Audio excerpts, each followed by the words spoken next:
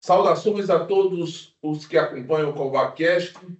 No episódio de hoje, nós estamos com os contadores Eduardo Batista e Naldo Souza. Eduardo, que é o titular da Account Contadores, e o Naldo, especialista em auditoria, da Expert Auditoria.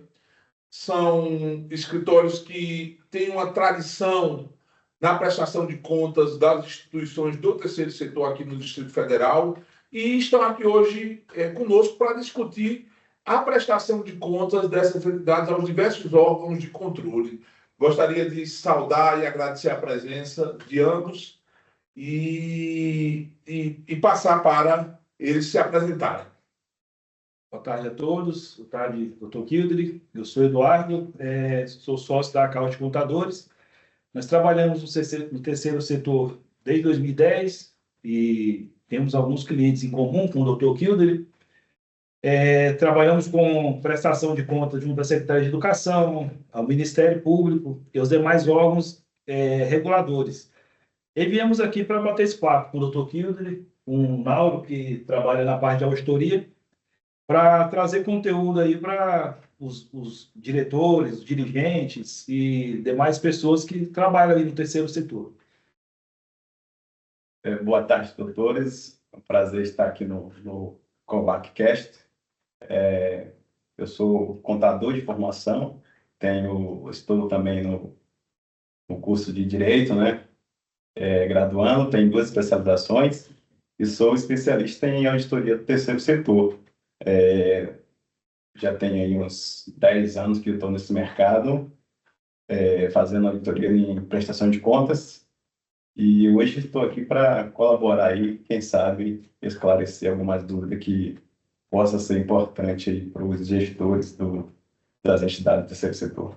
Esse nosso CovaCast de hoje, ele acaba sendo uma referência para todo o Brasil, principalmente porque a curadoria de fundações do Distrito Federal ela é modelo, ela é vanguarda, desde a época do Dr. José Eduardo Sapaz, e desenvolveu projetos pilotos que são copiados em todo o Brasil, relativo à prestação de contas. Eduardo, o que é que você nos fala sobre essa prestação de contas? Como é que funciona hoje a prestação de contas das entidades? Quem tem que prestar contas à curadoria de fundações, a promotoria de fundações do Distrito Federal? Olha, nós temos na promotoria de fundações, o Ministério Público precisa, todo ano ele solta uma portaria, ele emite uma portaria exigindo que determinadas entidades façam prestação. Porque o que acontecia? Antigamente, qualquer associação ou fundação ela tinha que prestar contas. E aí o Ministério Público tinha um estoque de processos, a gente sabe que às vezes a equipe técnica tem uma dificuldade de analisar os prazos, e o promotor, então, decidiu, não vamos analisar aquelas que têm mais recursos, aquelas que, eventualmente, têm algum problema de prestação de contas. Então, anualmente, eles editam uma portaria para dizer quais são as instituições, e aí eles dão uma relação de documentos. É um checklist extenso, lógico que começa em abril, termina mais ou menos em julho. E aí, o que eu falo para as instituições? Preparar a documentação no decorrer do ano. Porque se você tem o extrato, você tem ali o balancete fechado anualmente, mensalmente, se você tem toda a documentação já sendo preparada, você consegue atender a prestação de contas do Ministério Público. E aí, agora mesmo, a gente vê instituições que atrasam nesse prazo, né? E o Ministério Público, inclusive, está negativando a certidão. Se você perder o prazo da prestação, e for tentar tirar uma certidão lá, ele vai dizer que você está irregular, porque você não prestou contas de prazo. E quais as consequências dessa certidão negativa junto ao Ministério Público para as instituições? Ela é impedida de receber recurso público. Naldo, e a questão da auditoria? A quem a promotoria de fundações tem exigido auditoria externa? Quais instituições? A exigência da auditoria externa tem considerado como critério o faturamento das micro e pequenas empresas, né, que é 4.800.000. Então, todas as entidades que recebem recurso acima desse volume precisam auditar suas demonstrações contábeis e juntar o relatório no momento da prestação de contas. O Ministério, quem está dispensado dessa prestação de contas junto ao Ministério Público? Quem na portaria atual não precisa prestar contas ao Ministério Público?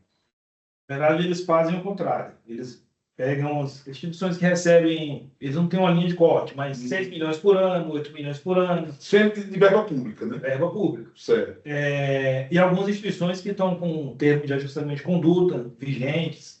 Mas uma instituição que opera só com recursos privados, ela não é fundação, ela não precisa prestar contas. Ela não precisa prestar contas. E as instituições que recebem recursos públicos em menor monta, ela tem que organizar a prestação de contas, porque eventualmente o MP pode, em algum momento, solicitar. Ele pode solicitar daqui a 1 ano, daqui a 2 anos, mas ele pode solicitar essa prestação, porque se recebe recurso público, a promotoria ela é veladora das associações e fundações, né? Então, eventualmente, ela pode pedir. Acontece muito de pedir. Então, os clientes que não estão na portaria relacionados, a orientação que a gente dá é de organizar como se entregasse no prazo juntamente com as outras instituições. Vocês atuam só no terceiro setor ou atuam também com empresas limitadas? O meu escritório atua no terceiro setor e também com empresas comerciais, empresas prestadoras de serviço. Quais diferenças vocês poderiam elencar de uma e de outra em relação à questão do procedimento, a cuidado, a evidenciação na contabilidade? Então, tu pode falar? Então, as entidades do terceiro setor têm norma específica do Conselho Federal de Contabilidade, que é a ITG 2002. Então, são várias diferenças, né? Por exemplo, quanto ao reconhecimento das receitas, quanto na contabilidade comercial você tem ali o regime de competência, e a partir no momento da ocorrência da receita você deve registrá-las, nas entidades do terceiro setor ele é um pouco diferente, porque elas recebem um recurso e só depois que cumprida ali o termo de parceria, o termo de parceria, é que ela deve reconhecer no resultado essa receita. Então, tem essa diferença aí que é específica para as entidades do terceiro setor. A gente sabe que as entidades do terceiro setor, elas prestam contas, certo? Não só ao Ministério Público, mas as que são beneficiárias de assistência social, elas prestam contas para renovação de certificado a cada 3 anos. As que recebem dinheiro dos conselhos de políticas públicas também prestam contas. Que diferenças vocês fariam entre essas diversas prestações de contas? Quando recebe termo de parceria de secretaria, tem que prestar contas na própria secretaria. Como a gente poderia diferenciar os procedimentos de um e de outros? Então, a gente tem uma legislação, que é a 13.019 de 2014, que é a Lei Federal da Emirosa, e tem uma legislação local, que é a 37.843 de 2016, que ela estabelece a forma. Você pode olhar os artigos, ele fala que o GDF, por exemplo, teria que estabelecer um sistema de prestação de contas, né? De pagamento, você já subiria o documento, e a prestação seria online. Na prática, o que a gente tem hoje são planilhas, né? A Secretaria de Educação trabalha com um modelo de planilhas, a Secretaria de Desenvolvimento trabalha com um modelo de planilhas, a Saúde também com outro modelo de prestação de contas, o CDCA outro modelo de prestação de contas, e aí se a gente for entrar no MEC, o MEC tem uma análise também com uma peculiaridade de demonstrações contábeis específicas da análise para conseguir os CEBAs, né? Então, aí uma diapasão, uma diferença do que está previsto na legislação para o que se tem hoje nos órgãos, né? Eles devem caminhar em algum momento para criar esse sistema. O governo federal já está mais evoluído. As emendas federais mesmo, você já sobe a nota fiscal para fazer o pagamento, já é um sistema mais moderno. Então, uma reclamação muito comum das entidades é que, até no âmbito do mesmo governo, existem diferentes critérios e exigências nas prestações de contas e na interpretação, das normas em relação ao uso dos recursos, né? Exatamente. E não tem uma uniformidade. É o mesmo governo, mas cada um vai. E aí uma pergunta para os dois: quais os erros mais comuns nessas prestações de contas, que a gente pode alertar as entidades que não cometam? Porque eu sempre digo que o importante é a gente ter um critério, certo? De aprender na vida. A gente aprende ou estudando ou vendo os outros errarem. Então, até para que fique como lição o que é que vocês identificam como os erros mais comuns nessas prestações de contas. Certo? Erros contábeis, por exemplo. Erros contábeis, a gente tem essa questão do reconhecimento da receita, ausência de orçamento, né? Porque como são recursos públicos, o gestor tem que zelar pelo recurso, então solicita ali três orçamentos. Então, esses são pontos assim que a gente observa que às vezes é deficiente na gestão do recurso pelas entidades. Eu acrescentaria também, porque quando você vai fazer um aditamento, quando vai entrar num edital de chamamento público, você faz um plano de trabalho. Você diz que vai gastar X com equipe de trabalho, X com material de consumo e X com serviços terceiros.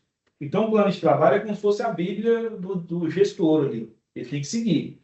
Se o salário do diretor pedagógico está 5 mil, ele não pode colocar 5.500, 6 mil. Se a rúbrica para a auditoria é 2.000, não pode gastar o material de consumo, principalmente. Então, ele precisa seguir isso. E acontece que os termos, muitos são de 5 anos, de 1 ano, mas vai prorrogando, né? Acontece que, às vezes, chega no final do termo de colaboração, não tem dinheiro para pagar as verbas rescisórias. Por quê? Porque gastou muito do consumo. E é aquela coisa do cobertor pequeno, né? O dinheiro é o mesmo. Mas faltou aqui, ele vai puxar lá de algum lugar para... Até sobre a verba rescisória, o decreto federal agora passou a permitir o uso dos valores do termo de parceria para o pagamento da verba, dando mais segurança jurídica para as entidades, que isso era um problema. Ele deu mais segurança jurídica. No entanto, ele tirou a responsabilidade solidária, né? Ele falou, mas é responsabilidade do gestor, pagamento de salários, encargos, etc, etc, etc. Então, você precisa cuidar ali da equipe de trabalho e cumprir o plano de trabalho. Porque as reprovações começam aí. Outra questão importante é de fornecedor, que aí entra um pouco na auditoria do compliance, porque você precisa ter um banco de fornecedores, um fornecedor que fornece todo tipo de material, já não é encarado de uma forma muito transparente pelo Ministério Público, ou seja, aquela empresa ela fornece material de limpeza, material pedagógico e o cara da piscina também vem da mesma empresa para fazer a limpeza. Então, tem que ter, eu acho que o Nora pode entrar mais nessa questão da política de compras que as instituições precisam ter, mas é um ponto de muita reprovação também na questão das instituições. Isso aí se refere a controles internos, né? Rodízio de fornecedores, tem que sempre que possível, tem que haver esse rodízio, né? Eu sempre recomendo nos relatórios priorizar, né? Fazer 3 orçamentos, fazer rodízio de fornecedores, também fazer, sempre que possível, né? Fazer essa agregação de função dentro principalmente do setor financeiro, né? Para evitar erros. Então, esses são os principais deficiências que a gente encontra aí, né? Eduardo e Naldo são companheiros de caminhada aqui na prestação de serviços às entidades do terceiro setor do Distrito Federal. Essa semana eu participei de um seminário do CMAS para entidades do terceiro setor, justamente discutindo a Lei 3.019. E fui provocado a pensar numa utopia em relação à prestação de contas. Tem até um colega nosso de trabalho, o Dr. Rodrigo, que tem uma frase que o importante é ser feliz no simples, né? O que seria a felicidade no simples para as entidades do terceiro setor, pensando em prestação de contas, para evitar tanta prestação de contas na mesma contabilidade. É o mesmo corpo, certo? Perfurado várias vezes. Eu penso que seria uma uniformização, né? Você criaria um sistema padrão, e aí cada usuário da informação faria o acesso. O CDCA, o MEC, as secretarias de educação e as demais, o próprio governo federal, porque você não fica replicando a informação. E aí gera um retrabalho para as instituições, ela tem que customizar para cada usuário. Eu acho que pensando na utopia e na própria legislação, né? Porque na 13019 já fala que tinha que ter um sistema padronizado, com celeridade, priorizando o atendimento. Mas você vê que tem uma cultura arraigada ainda no papel, né?